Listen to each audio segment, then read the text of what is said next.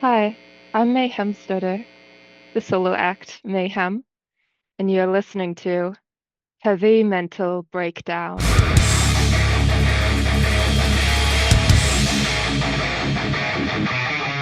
Mayhem. I love that name. Thank It's you. mayhem. It sounds nuts, but you broke it down into two parts and you hmm added another letter on each of them. It just looks cool. hmm Mayhem. What Yeah. what made you go with that name? Why did you think out of all the names that's the So, one you want to be known as? my father is called Hemm, and then I was named after him, May, daughter of Hemm. So, um, like my friends always knew that story, and they would nickname me Mayhem in middle school. So it became my Instagram handle first when I was about 13. And then when I started releasing music, it naturally carried over to YouTube and music and everything else that I'm Mayhem, short for Mayhem Stoter, which is short for May, daughter of Hem. So I like it. I like it. thank you. One thing that I wanted to point out a little bit is you seem very cinematic in a way, but in the best way Mm, possible. thank you. I'm looking at the Polar Night cover and it's dark, you're Mhm. wearing a mask, your tongue is out. If you It if looks you look horror and closely, there vampire. are six pomegranate seeds on my tongue, I just know, representing each of the yeah. six tracks, and the title track Persephone as the fallen angel who eats the pomegranate fruit, the fruit of the underworld. Of the underworld. I like that. hmm What made you want to go this like dark vampire-y horror look? My favorite thing in the universe is the Twilight Saga, and it's it's basically my entire personality. So I just wanted to put my personality into my art and have it be Mm, really a capsule of who I am and what I like. yeah. Yeah, There's a you definitely stand out a little bit. I like that Thank a you. lot. There's a Um, Fallout Boy lyric I like that is, "You are what you love, not who loves you." And I mm, try to be what I love. I try to yeah. embody it in So every way possible. vampires is your thing. Besides Mhm. Twilight, are you a fan of like the older like monster movies like Dracula, I love Nosferatu, all the older the ones? new Dracula that just came out, directed by Luc Besson. First of all, I do like Luc Besson as a director. He directed one of my favorite movies, Lucy. He Mm. also is known for Anna and The Fifth Element and various other films. And he put out Dracula, A Love Tale just recently. I went to see it in theaters. I loved it. Hmm. I loved it. One of my new favorite movies. It was Cool. beautiful. I did see Nosferatu. I can appreciate it artistically, but it didn't it was at the opposite spectrum of what Dracula was. Dracula was, the Hmm. love side, and Nosferatu was the horror side. And for me, I love the romantic and beautiful elements of vampirism. So I really connected with Mm. that one more. Yeah, okay. Yeah, I grew up on horror movies, big fan of the monsters, Universal monsters from back in the day, but I love Nosferatu, but I was not a fan of the new one. I didn't Yeah. really like it. I like what you said. I can appreciate it artistically because I did, but I would hmm rather stick to the original there for hmm sure. I like Um there's good art that I don't like and bad art that I do like. So yeah, it makes sense. Makes sense. So how long have you been doing music for? How long, like when did this project start for you? So I started music when I was when I was about 6 years old. I started being classically trained in piano, Oh, and I cool. did that until I was about 13, and then I went to a music academy until I was 18, and then I started working on my own music. I started writing songs when I was 11, and two of the songs on my EP, Dry Ice, I wrote when I was 13, and the track we're Hmm. going to analyze today, Katarina, I wrote when I was 15. So it was really special for me that some of the first music that I wrote ended up on my first project. Yeah, that is really cool. It's like you hmm always had it there. You always wanted to do something with it, and you were finally able hmm to get it out. Yeah. Um, so this EP came out, it came out in 2003. 2003. Thank you. Oh my But God. Sorry. I Sorry. wish. So, Yes, let me rephrase that. 2003. I agree. It did come out in 2003. What I was gonna say is that I That's funny. really have stopped counting the years since about 2010. Like, like I always, if I go to the doctor's office and I have to fill out the date, I always have to ask the receptionist what year it is because Mm. I, I don't know if it's an inability or just an unwillingness to accept that time has moved forward without me. Well, Um, once you become a vampire and it's you live for over 200 years or whatever, you start forgetting the dates. You start forgetting you have to kind of the pick an years. era and stay in it, or else you just go insane. You just go Yeah. insane. You can't reinvent yourself every era. You just have to be like, this is what I am. I'm adapted to a specific period, and I will just I'll stay be there. ill-adapted to this period as Yeah. a matter of protest. There you go. There you go. Um, well, this EP came out in 2023, Mhm. just a couple years ago. How did this EP do for you? What was the reception of this first music? Well, of course, I thought I was going to go viral overnight and was immensely disappointed. But really, Sure. I wasn't that disappointed because to me, everything I put into this EP was, I dropped out of film school and did this Mm, instead. And it was my education to um the process of making it was my college education, and putting it out was my diploma. I consider it my mm, portfolio. I would love that's to make cool. music for films, and that was the genre that I went with throughout. There's a lot of different genres that can all be pulled into cinematic. Like you can make cinematic pop and cinematic rock and everything in between, ethereal, cinematic. And I have a blend of cinematic genres throughout this EP, which I think shows my range as an artist and what I'm capable of producing. And so if anyone comes to me and is like, could you make a song for this movie and make it sound as good as you did there? I could be like, absolutely, give me $3,000. So $3,000. Um, but how was the reception of the album though? How did others receive it? Like your friends and family and kind of the first listens. What were some people's first thoughts? my parents were like, she might actually make it. So that was like I said, it's my portfolio for showing Yeah. other people I know what I'm capable of, but to sh be able to show that to other people and give them proof, Mm, it's very validating and helpful for yeah. me as I move through the human world, The uh, human world. to Yeah. to be like, well, I have this crazy pipe dream of being a rock star, but I can back it up.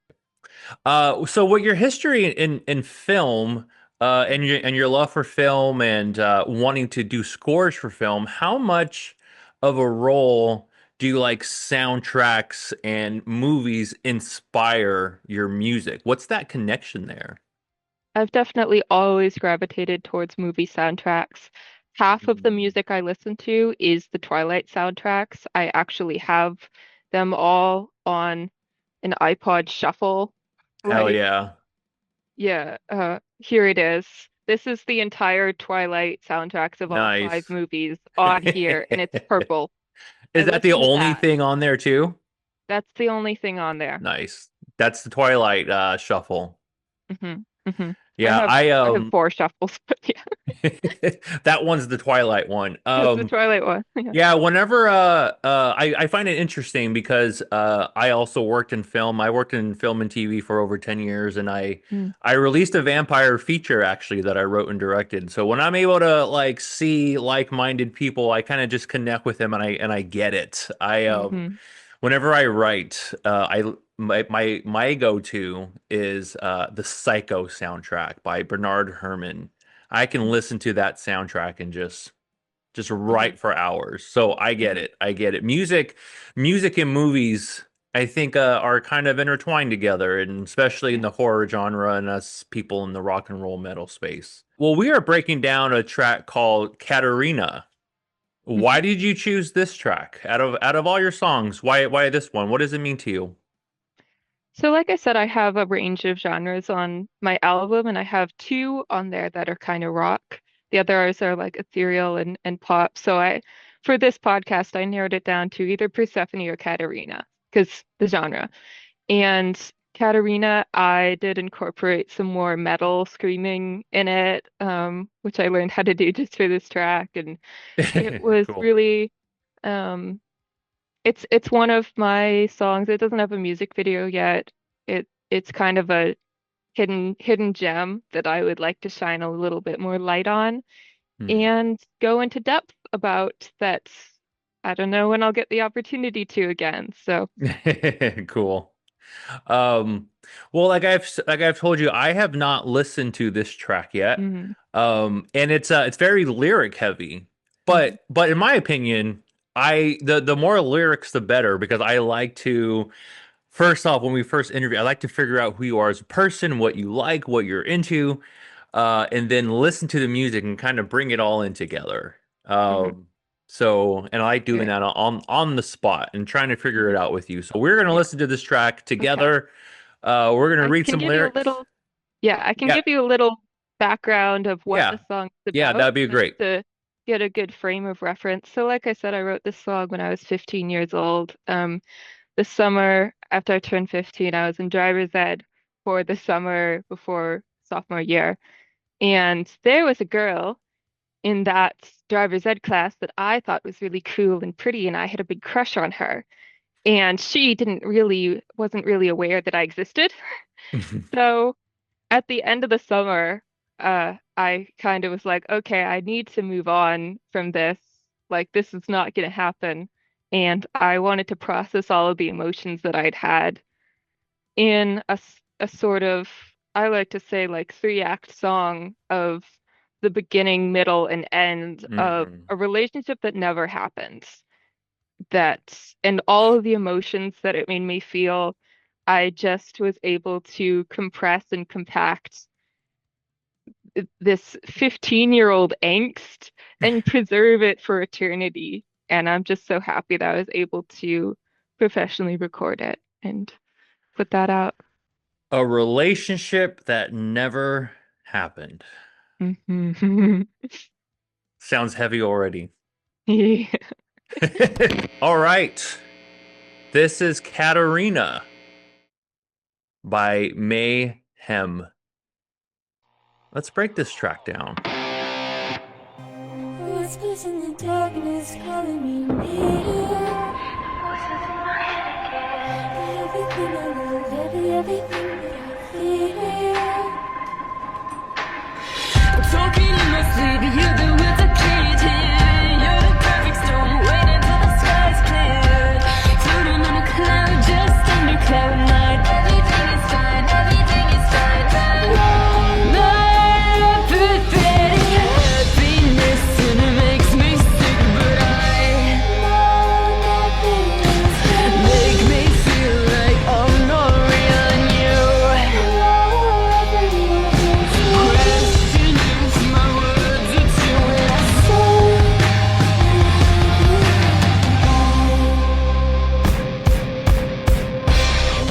All right, we'll stop it there already. Already a big solid chunk to go over.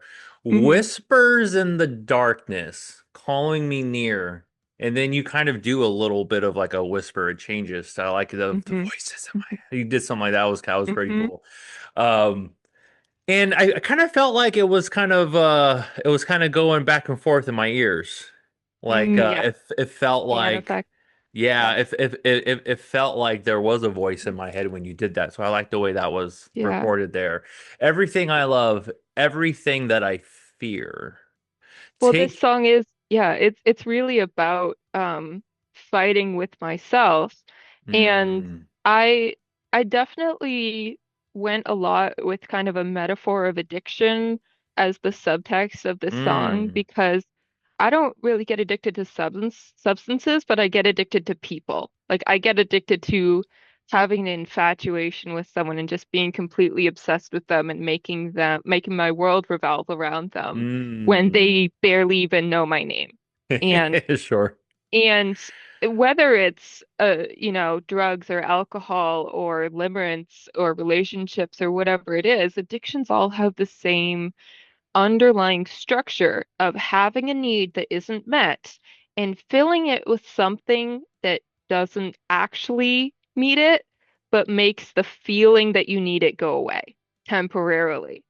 But Mm. because that need doesn't really get met, it gets worse and worse and worse underneath the thing that's covering up the alarm signal.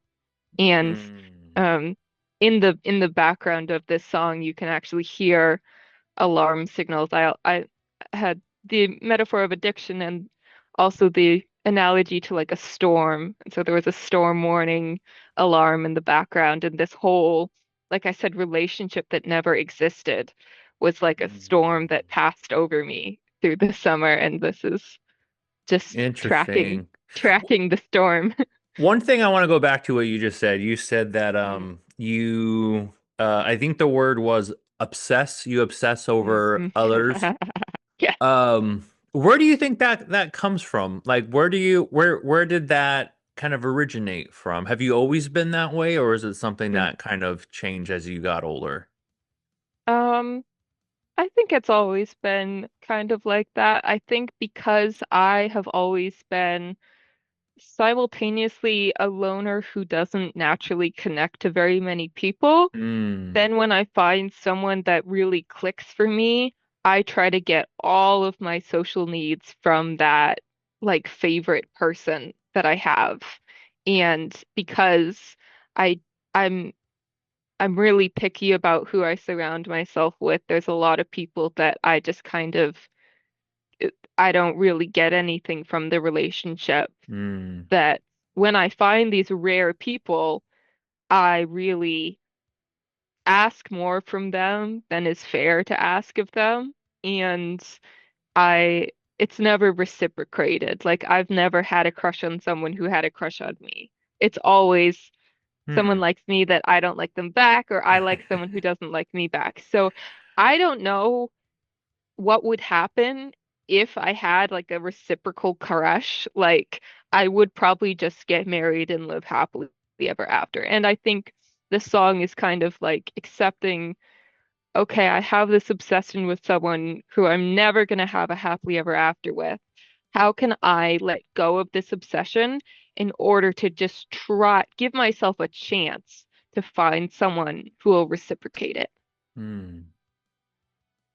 Talking in my sleep, you're the words I can't hear. You're the perfect storm, waiting till the sky's clear, floating on a cloud just under cloud nine. I like that line. That was a good line. Thank you. Like you're almost like hmm happy, like you're almost like hmm getting there, but it's like I can see it. Yes. Well, I can't quite get there. right. And those two metaphors, you're the perfect storm waiting till the sky is clear. It's like when you're in the eye of the storm is like being in an addiction where you're comfortable, but you're not satiated, and you realize in order to get from good to perfect or from like fine pretending you're fine to actually being okay, you Mm, have to go down and you have to go through the pit of despair and through the storm in order to get to the other side. And I think I mm, was expressing a lot of things unconsciously. Things were just welling up from my subconscious that at the time I didn't know enough psychology to understand the terms for them. But now it's fun. I can look back and analyze this from a psychological perspective. And there's a term that I uh, am really interested in. I apply it a lot when I analyze my dreams. It's called something called a local maxima, which huh. is basically uh, it's I would describe it like a cloud underneath cloud nine, but in order to get up, you have to go down. Anywhere that in order to get up, you have to go down. It's a peak that has a valley before the next peak. So if you imagined Mm. like two mountains and your goal was just to climb as high as you possibly could, climb to the highest mountain, and you were climbing a mountain, you felt like, okay, I'm going up, I'm going up, I'm going up. And then you reach the top of this little mountain and you realize off in the distance there's a much higher mountain that you have to go down this mountain in order to go up that one. When you're on that little mountain, that is something called a local maxima. And Hmm. so to get from cloud eight up to cloud nine, you have to drop all the way down to the ground first. Hmm. As you were saying that, there was a lot going on in my head because that is something you have to go down first to get up. Hmm. And that takes me back to a really toxic relationship that I was in. It was very, very bad. And when that was over, um, I kind of like it was very, very hard. Even though I knew it wasn't good for me, when it was Hmm. over, it destroyed me. And for Yes. a long time, I felt I was at rock bottom. But then after I started to analyze that relationship and what I want out of life, I realized, oh shit, I'm actually really glad that that happened. I'm glad I went through that pain and that suffering because if I didn't go through that, I wouldn't be who I am today. Yes. So I I think that's totally get why that. the knowledge of what a local maxima is so, it gives me so much faith when I'm going through something that I realize, okay, this it needs to get worse before it gets better. Yeah. And just having the hope that, okay, I'm in this system where it's gonna suck and then there's gonna be a delayed gratification reward, knowing that that reward is gonna come, instead of just thinking that if you're going down forever. If you're going up, you're going up forever. That Mm. having that psychological groundedness in reality, I think, is really important in breaking any sort of addiction.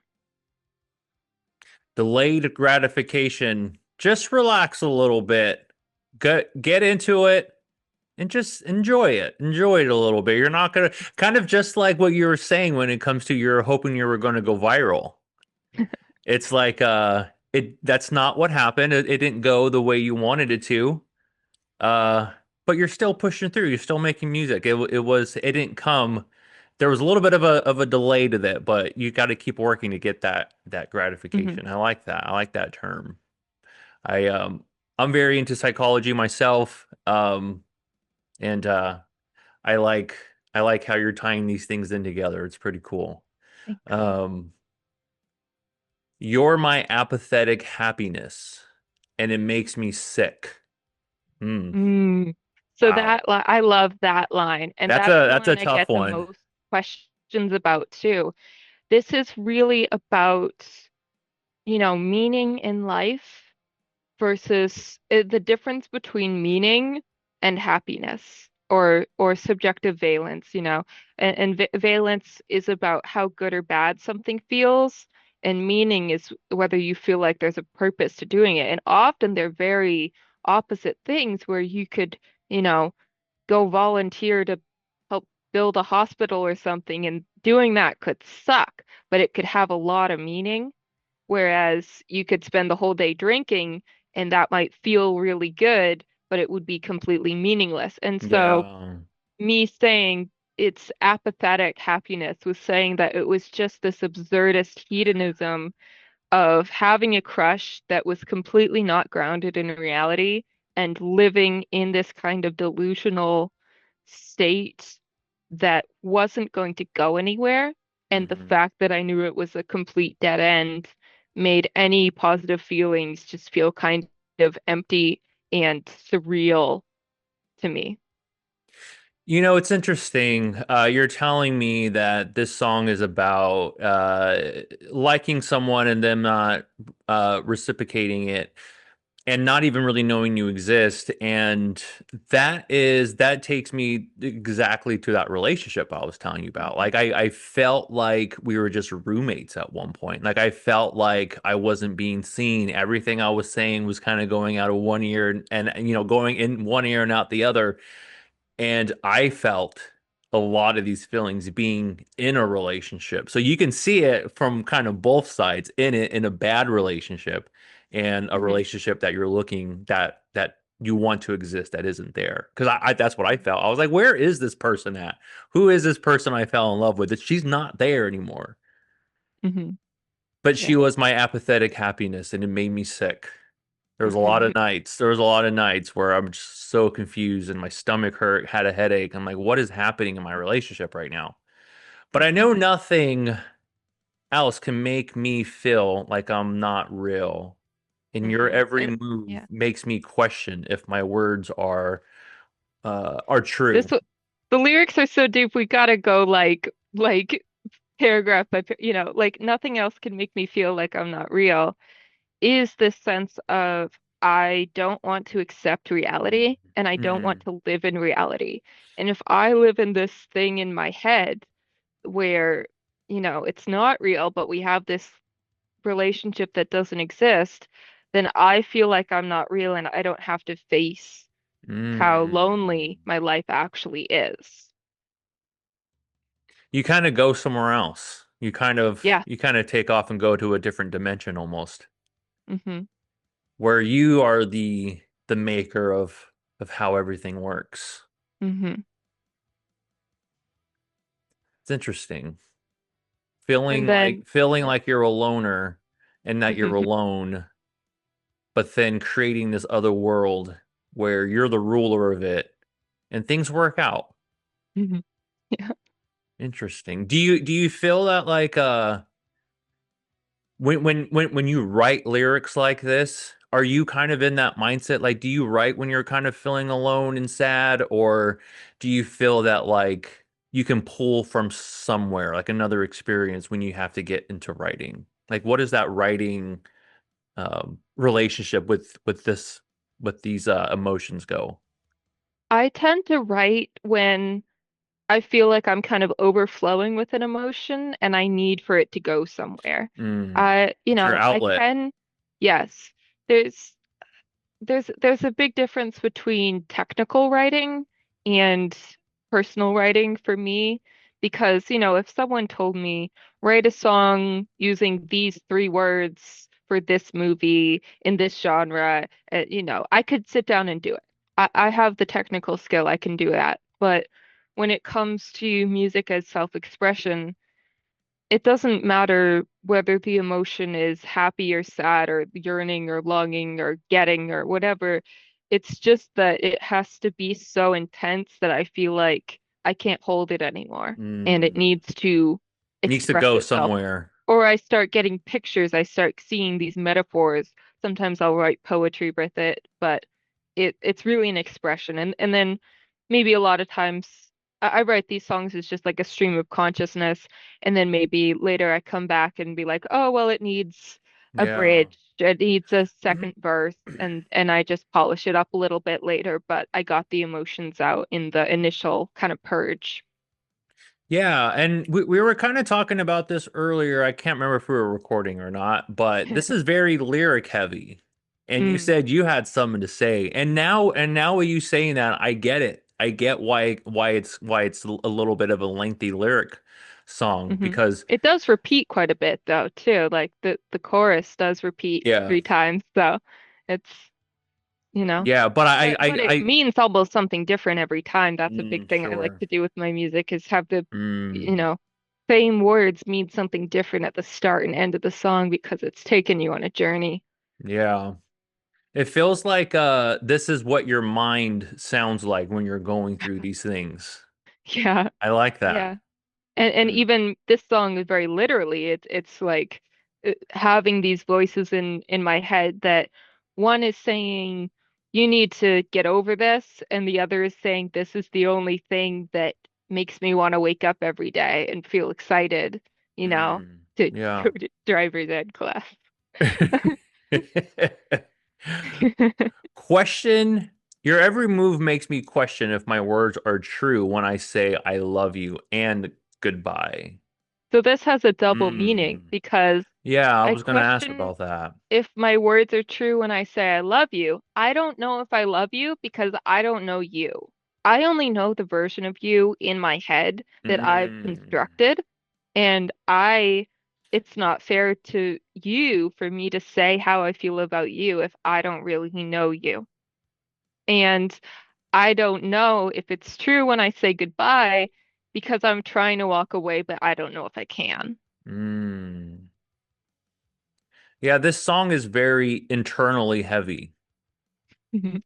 And I like how it can also relate to the addiction aspect of it that you're talking about. Mhm. Apathetic happiness, getting that rush, but then it makes you feel sick afterwards, like alcohol, like you were saying. Mhm. I love you and goodbye. I love the taste of you, but I know it's not good for me. Yes. But it's a cycle that goes over and over again. All right, well we got more And lyrics. yeah, the Yeah. I love you and goodbye is very much lately I've been learning about ambivalence as a psychological term, was something that Sigmund Freud used. It usually when we say ambivalence, the connotation is feeling neutral about something, but the etymology, the origin of the word is ambi, meaning both, as in ambidextrous, when you can write with both hands, and valence, meaning good or bad. So it actually means when something feels both good and bad at the same time. And that's definitely something that people feel a lot with addictions of like I love you and I hate you, or like I love you and goodbye, of wanting to cut something out of your life completely and also wanting it to be your entire life. Mm. That takes me to like a dream. Not like a Mm. dream, like different dimension, but like when people have a dream. Like I Hmm. want to do for example, I lived in LA for 10 years. I was in film and TV and I didn't like the city. I wasn't a fan of the city, but that's where all the opportunity was. And like I when I was growing up, like that was the dream. Like I wanted to live in LA. I wanted to work in Hollywood, the whole thing. But when I got there, it wasn't quite what I expected it to be, but I kept pushing through it because I wanted it to be something different. Hmm. Hmm, interesting. All right, let's keep listening.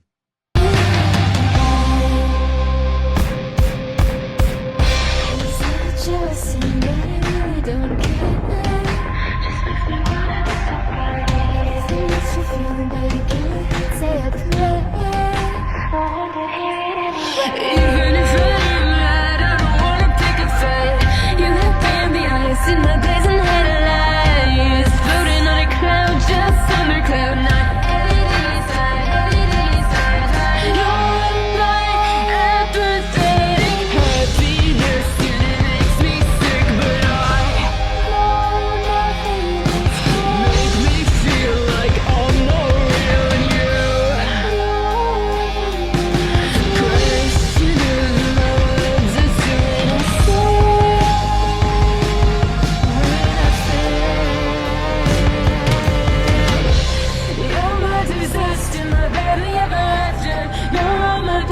the torture and the laughter. When nothing ever mattered, that all that I had mastered, I'll take it either way. I'll be here anyway. I know you'll be protected. You know I'll be free. You know I'll be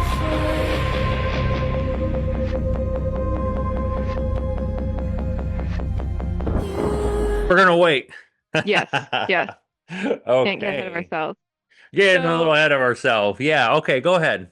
right. So the first act of the song, like that we already analyzed, was kind of looking at the situation from both sides and seeing the ambivalence, the loving and hating it. And then the second verse is kind of fighting to keep it and clinging to it and kind of giving all these justifications for why I should hang on to this thing, even though I don't think it's going to work out. So they say that you're sin, but I really don't care. It just makes Mm-hmm. me want to disobey. If it makes you Mm. feel bad, go ahead, say a prayer. No one to hear it anyway. Is Mm. kind of aligning my whole worldview with this meaningless, nihilist atheism. And you got a little bit of edgy 15-year-old angst of like I'm so edgy. I have a crush on a girl. Like but it, it could Oh, apply is that to like the disobey part?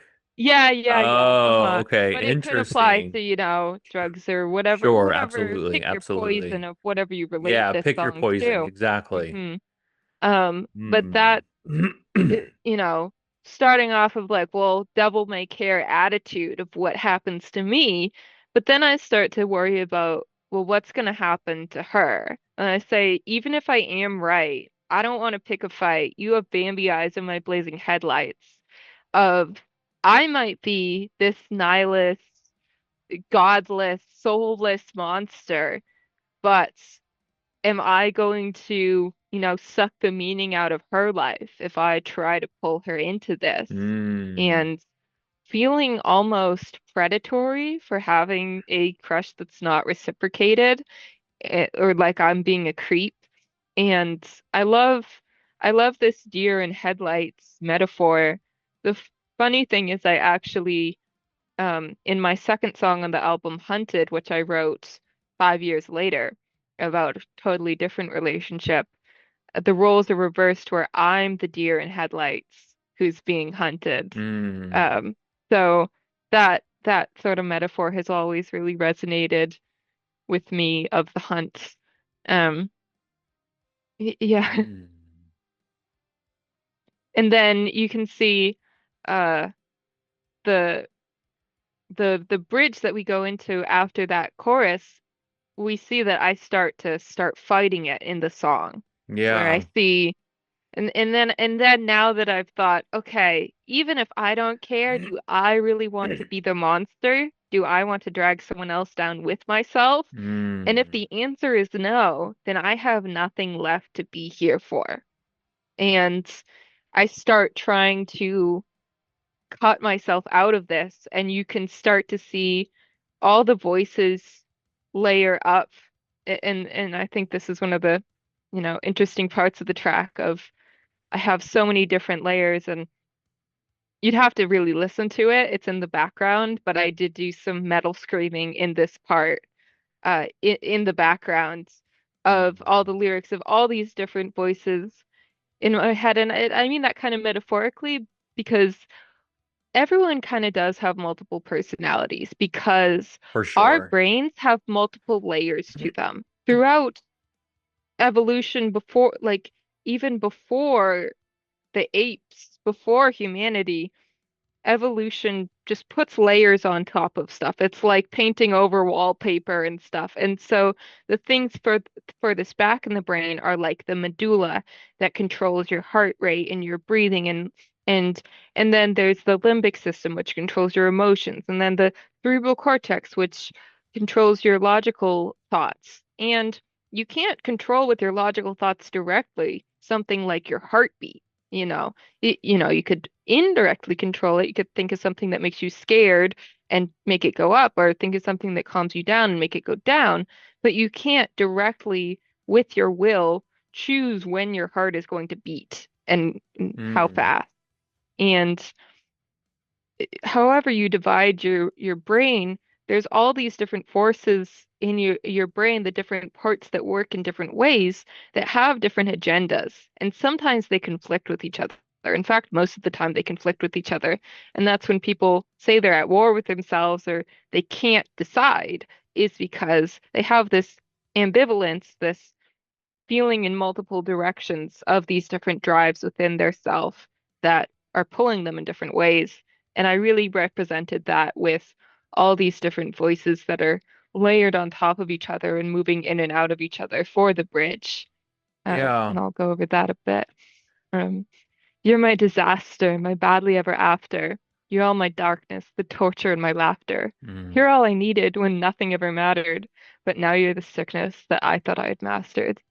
Um, that goes back to the sense of happiness and meaninglessness at the same time, the torture in my laughter, and knowing Hmm. that this is not going to have a happily ever after, that it's not going to work out, and trying to will myself to come back down to reality in order to try to keep searching for something that could. And you're all that needed when nothing ever mattered, of if I was going to be live in this meaninglessness, this would be the perfect drug for it. But if I want to get out, then this is the sickness that is pulling me down and keeping me there. So take me or leave me, I'll take it either way. I mean, if you want it to work out, I'm still here. But if you leave me, I'll take it either way. When my heart stops beating, I'll be here anyway. When I finally leave you for my eternity, I know I'll be free. You know I'll be free. Like when I find someone who does like me back, that will be even better than this. And it's worth going out into the wilderness of the wild unknown to try and search for it. Hmm. There is something that you said that I wanted to go back to. You had said when you Okay. want to get out of that feeling, you Hmm. had said something. Um, how do you get out of it? You know, it sounds like it's a it's a really hard internal struggle that you go back and forth with. And you had said when I get out of it or how to get out of it. How do you get out of this mindset for you personally when you need to Hmm. escape these feelings? Right. Is it writing music? What is it? What is that? What's that Well, escape I for think you? it depends on what it is because any sort of addiction or something, there is an underlying need, and you have to go on a quest to find something that actually fills that need. I do Hmm. have lots of videos on my YouTube channel about this actually. I have some recent videos. I think um and uh, you just have to be like, is it loneliness? And then how can I seek out connection? Is it boredom? And how can I, try to learn something with this time? Is it hunger or is it thirst or is it needing to sleep or needing to go outside? There's so many Mm. things that compel us to do things unconsciously because it's not the conscious part of our mind that wants it. It's something much deeper and older and stronger and more powerful. Mm. And learning to listen to that and try to give it what it needs. And at first, it can kind of be like a screaming baby that you're like, what do you need? And how do I give you what you want? What do you want? But the more that you listen to it, the more you will become attuned to the language of your inner world and your subconscious and start to see what it is that you need and find different ways that you can actually meet those needs. Yeah, I get that. And that reminds me of what I was saying about my relationship. Because after that was Hmm. over, I hit rock bottom and made me think, Hmm. okay, what do I want out of this life?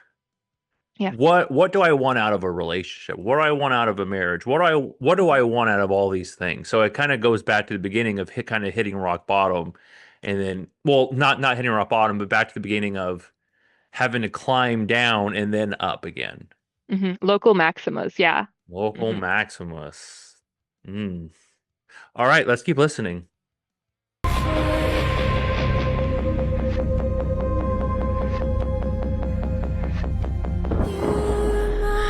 Apathetic happiness, it makes me sick, boy. No nothing else can make me feel like I'm not really you. Your every move makes me question if my words are true. And I say I love you and goodbye, goodbye, goodbye, goodbye. You're my apathetic happiness.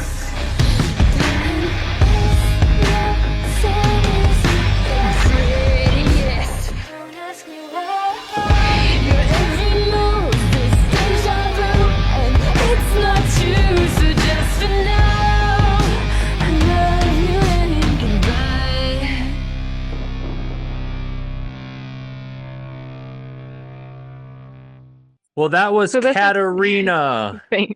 by Yeah. Mayhem. So that What a track. the finale of the song is definitely where you can see me like cutting off the chains and getting free. Like Yeah. the first time it changed the tone of the lyrics changes where it's a lot more angry than it was at the beginning, where the beginning it was I more was gonna say, complacent. yeah, it At the sounded beginning, it angrier. was really like, well, this is what's happening, and I'm just going with it. And at the end, it was like, I have to get out, even if I have to like cut my own arm off to get out, Mm. you know. And the first time the lyric changes in the chorus is when I say I love you and goodbye, goodbye, goodbye, goodbye. Where Yeah. now instead of the love and needing to leave being equal, I've put so much more weight, 4 times as much weight onto needing to leave that it has to outweigh it. And maybe that love doesn't go away, but you just have to pile more things onto the opposite side of it in order to get out and not expect that you're just going to be, you know, completely over someone before you can move on. You just have to have a good enough reason to move on to make a commitment to it. Um, and then I say, darling, this love song isn't the prettiest, Yeah. because, It's you know, messy. it's messy, but Yeah. she didn't do anything wrong. She Right. just like was like oblivious that I liked her as I was giving her chocolates and, you know, but it was like, she didn't hurt me. She just, she was just kind of like unaware that all of this was going on inside my head quietly. And so it was a love song, but it was also a breakup song for a relationship that never happened. hmm And that hmm was what gives it the ugliness, was that it had nothing to do with her, but just Right. the dynamic was its third thing that was ugly. Um, Even if she was still a pretty darling girl. And then, This yeah. internal struggle that you have with yourself and the way that you put it out into the music is really cool. It's really cool. Because like a lot of my questions on this podcast is usually how did you feel when writing it and what inspired you to write it? But I just feel like it's all just coming out of you. And like this song, you know what it's about. You know every single line and what it means. And it's very specific and it's very Hmm. like straight to the point. Like you Yes. know how you feel and you're getting Yeah. it out. There's really no questioning. It's like this is May right here. Yeah. We can't even analyze a whole verse because it's every line has like so much Yeah. meaning. Yeah. Yeah, it So then the does. next line is your every move is deja vu and it's not true. And that means that when you have a crush on someone, it's kind of a parasocial relationship like you might have with a YouTuber that you watch them all the time, but they don't know that you exist. Where deja vu is when you feel like you've been somewhere before, and when you see someone that you have a parasocial relationship, you feel like you've been with them before, you've seen them before, you've talked to them before, but they don't feel that way about you because it's not true. hmm So and I so at love the you end, and goodbye. right, at the end it's me accepting it, and the part Yeah. just for now, when you're trying to become sober, sometimes you don't know if you can give it up forever, but you can just say like, I'm just gonna give it up for today, just for the week, just Yeah. right now. I can say no, and I can always come back if I need to, but just for now, I'm going to try to give it up. So just for now, I love you and goodbye. Do you hope that it comes back? Do you hope that like when you say I love you and goodbye for now, usually in your mind, and maybe it's about this relationship that never happened for you, but just in general, like when you have to have that mindset of that I love you and goodbye, do you usually hope that it comes back, or you said that you're at that acceptance place and it is what it is? I think once I've reached this sort of point, the point where I actually say goodbye, because it does take a long time for me to reach the point of being willing to even Mm, make the commitment to say goodbye. yeah. I always, I hope that it comes back reincarnated in a different person in a different Mm. relationship. You I want just made that a YouTube feeling video. Yeah. back.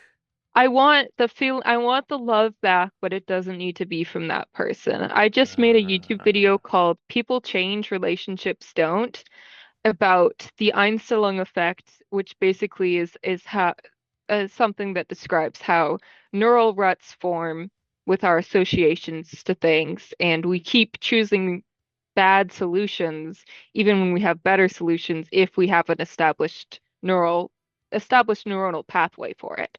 And hmm. what it basically means is that two people with once they have a relationship, that relationship is a third entity. And even if both of the people Mm. in change as individuals and become better as individuals, that doesn't necessarily mean that the relationship is going to improve or become less toxic automatically because they're going to have, one person has, oh, this is what I do when I'm around you, and then that person, well, this Mm. is what I do when you do that thing. And this is what I do when I react to you reacting to me, reacting to how I reacted to what you did last Thursday. And before you know it, you're in this spider web that is very, very difficult to get out of with that person. But people individually are very good at changing if they're put in the right environment. If they're put in a new Mhm. in a new relationship, in a new environment, in a new place, they're very good at adapting and having their neuroplasticity adapt to this new space, but they're very bad at doing that if it's in the same old place with the same old person. So I always hope that it becomes reincarnated somewhere else. An observation that I want to make, and I don't know if I'm going to be saying this right, so kind of just bear with me here as I Okay. get these messy thoughts out of my head. But you seem very intelligent, very educated, and very smart. I'm not going to lie, you're saying words that I have no clue what they mean. Oh, well, please ask You me. know If what I I say mean? a word, Sure, if sure, if sure. I say a word you don't know, I will always explain it. Yeah, yeah, Um, yeah, yeah. No worries. But the point of it was you seem very educated and very smart. You seem to like be kind of fascinated with the way the mind works and the way the mhm. brain works. Um, where does that come from with you about wanting to learn how the brain works and learning these different techniques of how to maneuver different emotions? Um, did that maybe come from wanting to understand yourself? Definitely. Well, I Yeah. spent so much time with myself that I spent so much time in my head and in my mind that I became immensely interested in my own mind. And I perhaps Yeah. naturally picked up on a lot of things that were going on. And then whenever I would find a word that described that, I would latch onto that and be like, oh, this is completely familiar to me. I Hmm. completely know this because I've observed this for so long. And that's why, I was 15, I hadn't even had my first psychology class yet, but I was already observing so many of these patterns and expressing them unconsciously that I was, aware of this sort of like local maxima phenomena, even though I'd never heard the word for it before. And Hmm. I loved psychology class in high school.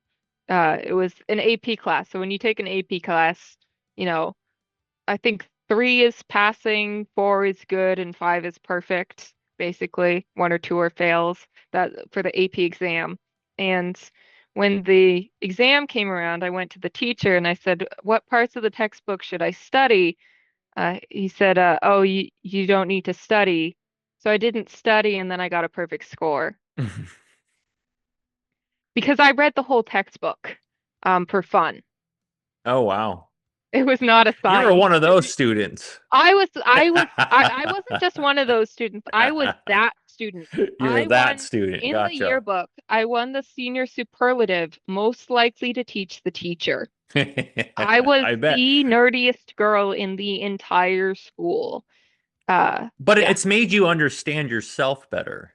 And understand other people. Yeah. And that's, Yeah. um, I really picked up my YouTube channel honestly as a way to promote my music. I wanted something that, a way that I could put out a lot of content that wouldn't cost me anything, that was pretty easy for me to make about something that I was knowledgeable about and that would help other people. And so I really went into psychology and understanding how to learn as well as philosophy. So I basically have two things on my channel. I have um, how to think and what to Mm. think. Those are Mm. the psychology and philosophy. So I post a lot of things about how to teach yourself, how to rewire your brain, how to study better and make yourself smarter and have better relationships. And then what I think about life and the universe and everything in the afterlife and God and consciousness and the meaning of life. So Those are my So yeah, so that was going to be one of my questions. You talk about God and consciousness, and earlier Mhm. on you had said the word faith. Um, Yeah. and when I was before this interview, I had thought we were doing the other track. Mhm. And there's some biblical and Oh yeah, biblical references in there. Um, absolutely. where do you stand with faith? You sound like you're a Hmm. very kind of like spiritual person. You love learning Yeah. the mind and the brain. Hmm. Is it more spiritual and psychological, or are you actually pulling from like religion and like what's that connection there for you? Hmm. I would say I'm not an atheist or a Christian. I'm a secret third thing. And Hmm. I, because I believe in something that I personally call God, but it doesn't necessarily align perfectly with the Bible. Um, I believe in, I believe that everything in the universe is essentially made of the same thing in different forms. And in in that there's different dimensions of reality on top of each other, and that all the way down is on some level everything is unified and indivisible, even though it is has the illusion of being divided. And that thing, which is the entire universe as one thing, is what I call God. And so it aligns with a lot of things of like the creator of the universe that is all powerful, can do all things, knows all things, is all things. Everything is made in the image of God, and God came before everything and created the universe and said, "Let there be light," and is aware, all of that. It aligns with a lot of the stuff. Hmm. I don't think it cares whether you eat shellfish, personally. I think there's a lot of things in the Bible that, the Bible was written by humans. Hmm. And I it, it, for me it's I see a lot of different religions and philosophies such as, you know, Buddhism, Taoism, Christianity, a lot of different things as trying to describe a thing that's really there. Like there really is a thing that's like the Tao or God or Allah or whatever. There's something there that humanity, wherever you find it all over the world, is trying to write down what that thing is. Hmm. They just vary in how they describe it and how close I think they are. But Yeah. I feel like I have a very personal relationship with it.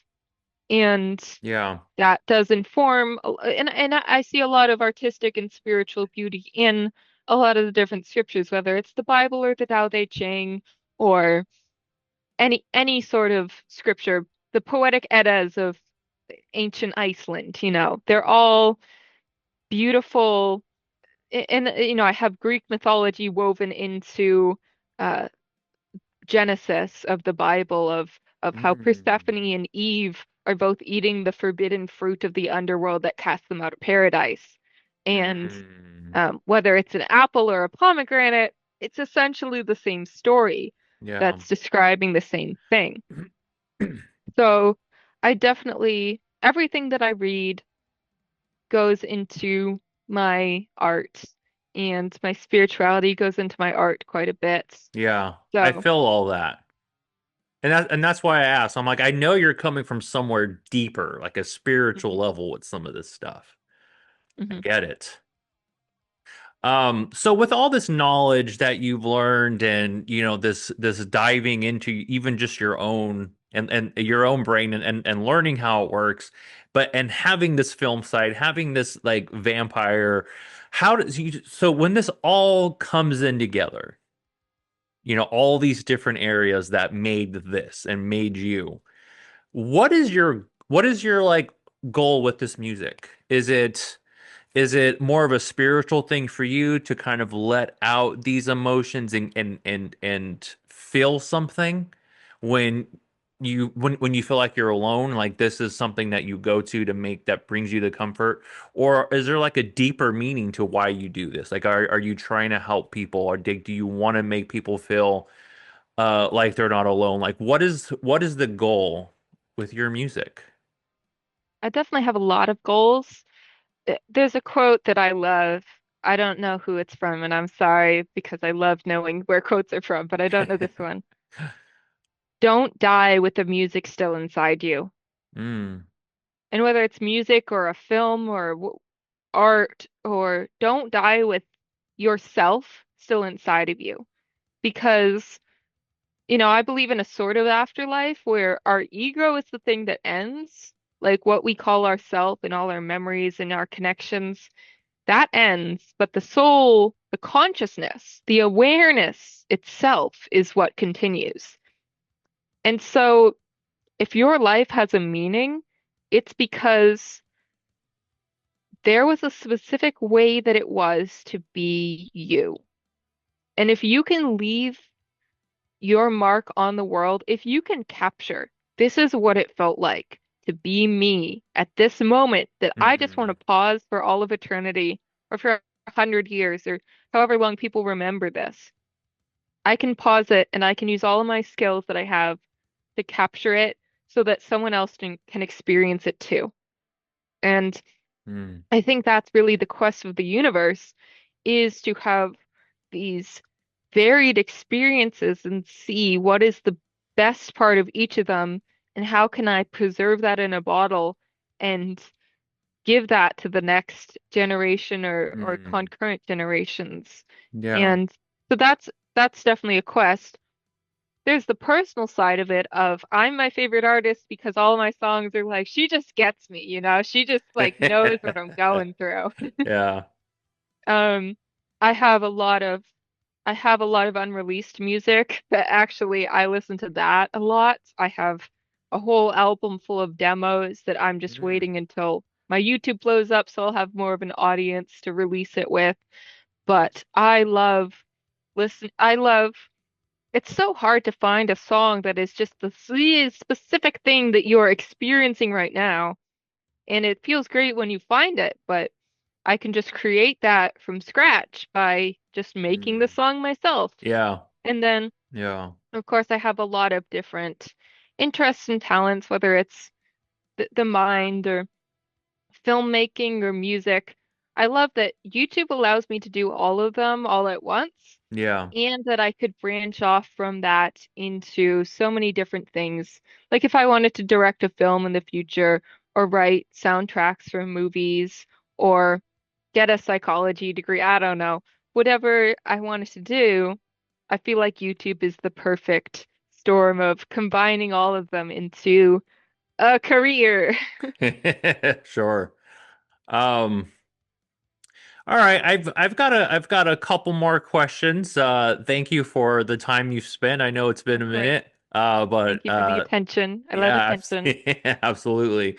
Um, so not um how do I so besides your music, when you are creating something that you're creating from nothing and writing the lyrics, take all that aside for a minute. When Mhm. it comes to music in your life, what does music mean to you? Like when you're just like trying to navigate like relationships or family or career or school, whatever it might be, instead of, putting aside your writing, what does music mean to you just on a personal level? I definitely love music that makes me feel, kind of gives me the audacity to go after a dream that might be really crazy. Because what music essentially is almost like a drug that can make you feel a certain emotion. And that's Hmm really what different genres really are different emotions. It's like, do Yeah. you want to feel angry? Do you want to feel vindicated? Do you want to feel happy and bubbly and in love? Or do you want to feel yearning, sad, heartbreak? And Yeah. so being able to choose which emotion I'm going to feel right now, just based on what playlist I put on, hmm is a really powerful tool. And I think Yeah, it if you is. just put everything on shuffle, you're just kind of like, whoa, I don't care what I feel right now. And I think that people don't realize the power that that's just like taking a bunch of random drugs all at once and being like, I want to feel something. I don't care what it is. It's like, Yeah. okay, fine if it's a Friday night, but if you're like, I have a specific goal in life, having a specific soundtrack of like, okay, This song really pumps me up. Like for me Yeah. right now, I love the artist Bambi Thug, and I Mm. love her song Hex So Heavy. And it's not what it was written about. It was written about like it's like a revenge song about some friend she had or they had or something. But I listen to it and I think about casting a spell on the world that all of my hard work is going to pay off. Yeah. Every single angle that I'm coming at this from, It's they're all going to manifesting. team up and work together.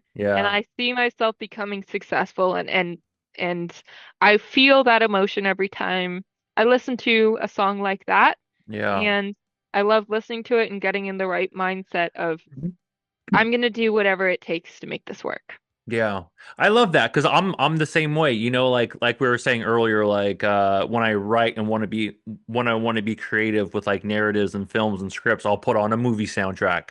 Or if I'm running, I'll listen to, like inspirational music. Or if I'm sad, listen to something very, very sad. And you're right. Like if it's just on a shuffle, you get all these emotions at once, and it might Mhm. not be the best for you.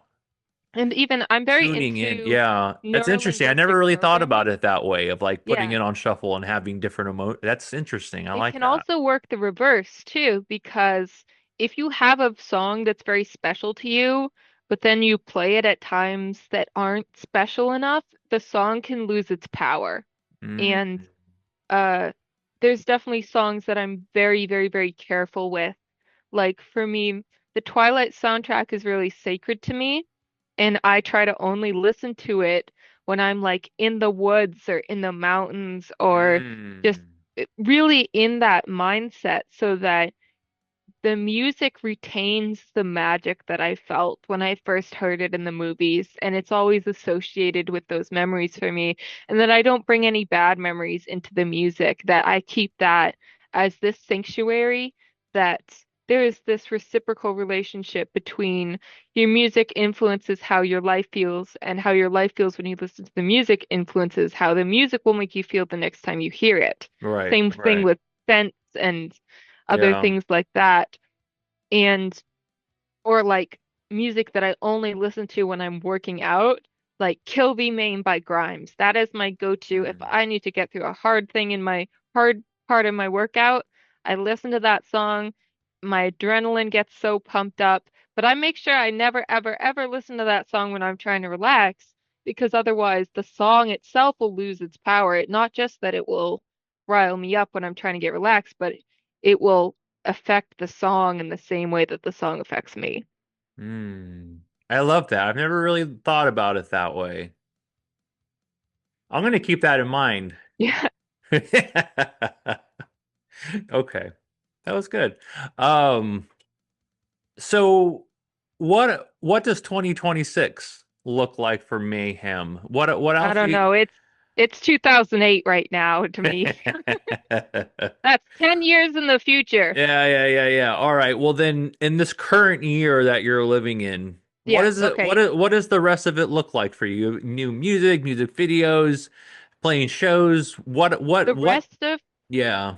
the rest of 2008 is that I am going to put out more YouTube videos that it should be humanly possible to put out. Okay. I um I just got this new fancy webcam. I'm going to try to go on podcasts. I'm going to try to start my own podcast. I put out a video essay every week already. I am going to On start doing live Tuesdays, streams. right? Yes, I put a video essay every Tuesday. Every I'm going to Tuesday. also have a live stream once or twice a week. Um, I'm pretty close to uh, YouTube monetization goal that allows you to create like memberships. Mm. And so I'm going to start creating special videos for just members once I hit that as well. And I'm putting out shorts every day.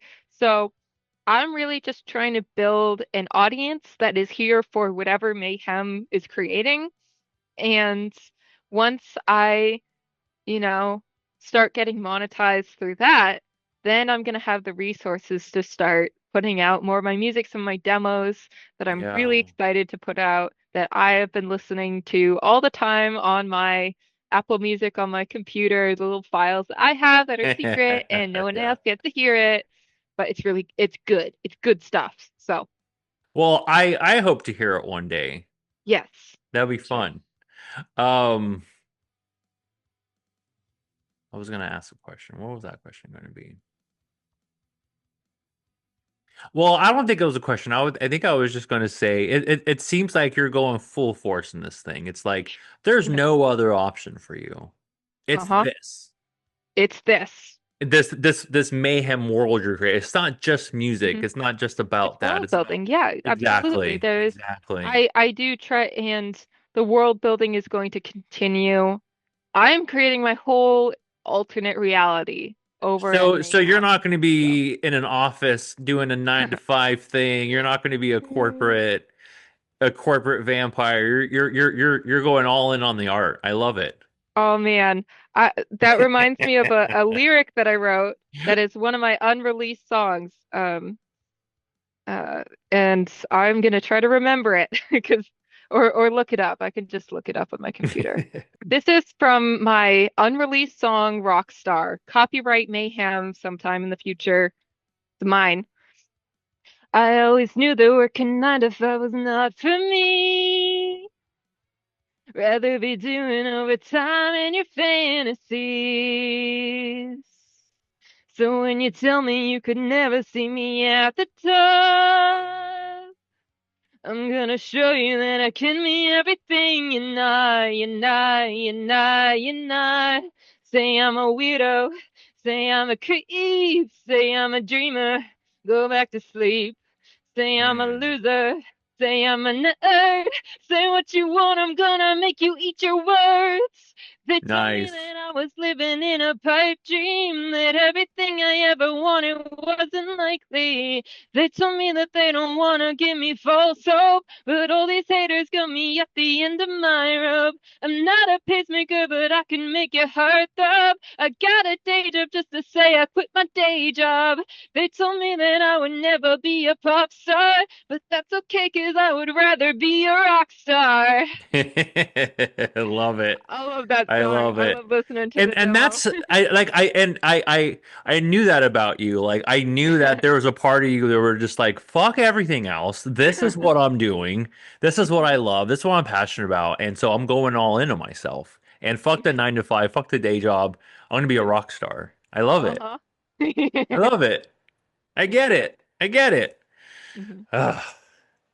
I wish that was something that I adapted to earlier on, because I Uh-huh. went the route of, Monday through Friday kind of thing. And then when I got home, I would work on scripts or work on something. I'm just like, it's Mhm. really hard to balance a career and a passion, It's and impossible it because it it is only works. impossible. Yes. That's you asked me about faith earlier, and I didn't really get to go into it yet. So, but that's a perfect segue into it, is that it requires a huge leap of faith, but the faith is in the effort, Right, right, and the faith is belief in delayed gratification and putting that effort in with the belief that it has to every all the effort that you put in is going to come out at some point. It's just whether you stick with it long enough right. and put enough effort in to push it over that critical point. And that's something that I really believe in, is that it will work out if I do what it takes to make it work out. And that's having faith in myself, is that if it's not working, I know that I can make it work. I just have to like put on some Bambi Thug and be like, I'm gonna do it today. Today I'm gonna do it. I gained like 10 subscribers today because I'm like, I'm gonna do this thing. Yeah. Yeah, yeah, yeah. Consistency. Consistently insane, basically. Like it's like Yeah. do the most that you You have to possibly be a little can and crazy. keep doing it. Yeah, Yeah, yeah, you have to be. yeah. But that's what I'm saying. Like, I wish that I knew that earlier or, figure that out earlier. Hmm. Because Well, it is those kind of, years of that balance is really yeah. confusing. The internet has just changed the landscape so much It because, really has. our parents grew up with linear growth or nothing. Like you either grow in a linear fashion, you work and you get a promotion and you get to work in the morning, you get a promotion and you do it, or or it's nothing. Like if Mhm. you're doing nothing with if you haven't gotten anywhere with your life, you're just going to stay that way until you start this like little steady climb upward. But I grew up with seeing YouTubers go from and stars go from I worked at this all the time and it was nothing, nothing, nothing to suddenly I'm one of the richest people on the planet. But it's not like it's not luck. It's luck of what Mhm. thing takes off. But if you put out 10,000 things One of them's and gonna it's that you stick. have a 1 in 1,000 chance, then Right. it's like 100% chance that you're gonna make it. You just have Mm. to. My dad says that, it's the luck factory. It's another day at the luck factory of just you earn your luck by putting effort into all of these chances. Right. Cool. Luck, Luck Factory? Lucky Yeah, Factory? What was it? the luck The factory. Luck Factory. I like that. Hmm. Very cool.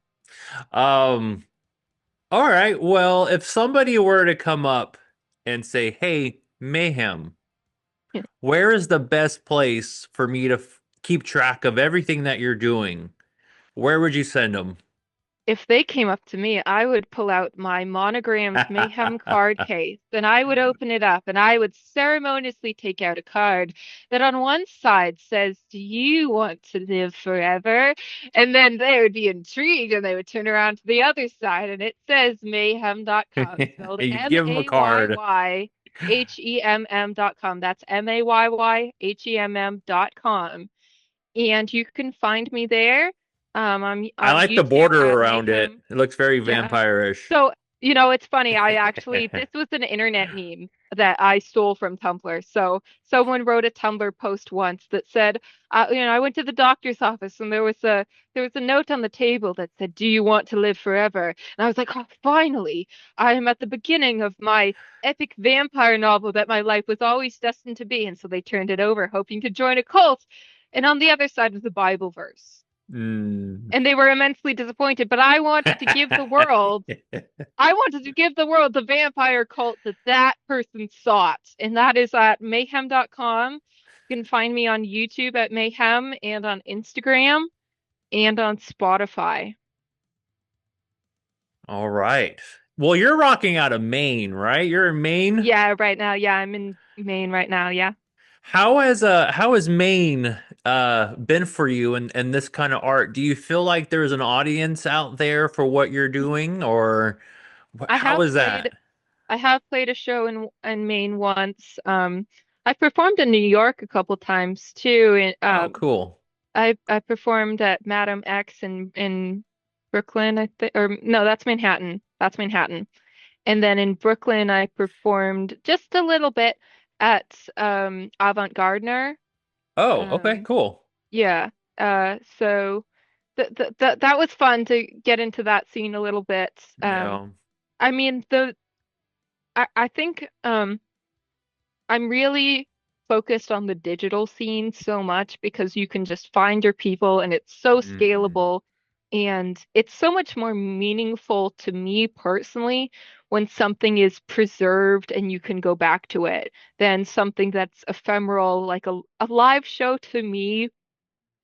The fact that it's over after it's over, there's just such a bigger threshold for the amount of effort like that I'm willing to put into a live show. Like it has to be something really special for me to put effort into it, knowing that it's just gonna like disappear into the mist when it's Hmm. done. But to put effort into a video, I know that it's gonna be there forever and people can always come back to it. So I'm definitely investing a lot in getting a big enough audience that if I was to play a show, there would be people from the internet coming to see that show. Yeah. So Well, I think you're on the right path here. I love the look. thank you. And even the Polar Night font looks like the Twilight font a little It bit. is It is the It is font the from Twilight. Twilight. Yeah, Very cool. I got the font. Yeah, that's cool. Yeah. All right. Well, thank you for coming on and sharing your story Thank you and your so much thoughts for having me. and letting me kind of dissect that vampire brain a little bit. It was fun. Hmm. The Yes. music is great, and yeah, I think you're onto something really cool here. Thank you so And much. I hope to be able to hear those demos one day. I hope on the next album or EP, Hmm. especially that song is on there, Yeah. the Rockstar song. What's that song Yeah. called? Rockstar. Yeah. Oh, okay. I was just called Rockstar. Okay, cool. Yeah. Yeah. Yeah. Well, I hope to hear Rockstar one day, and I hope to hear it live one day too. If you're Yeah. ever out in I would Brooklyn love again that. one day, let me Yes, know. for sure. I'll go out and see you. Talking about this stuff to a stranger is not easy, so I appreciate your trust in me and letting me kind of figure things out in your head a little bit. It's fun. Hmm. It's fun. Thank you. Thank Well, you so maybe I'll much for see you, or maybe I'll see you at a vampire movie one day. yeah. In Yeah. a vampire movie. Yeah. In a vampire movie, exactly. Directing it. I don't know. Yeah, yeah, Yeah. yeah.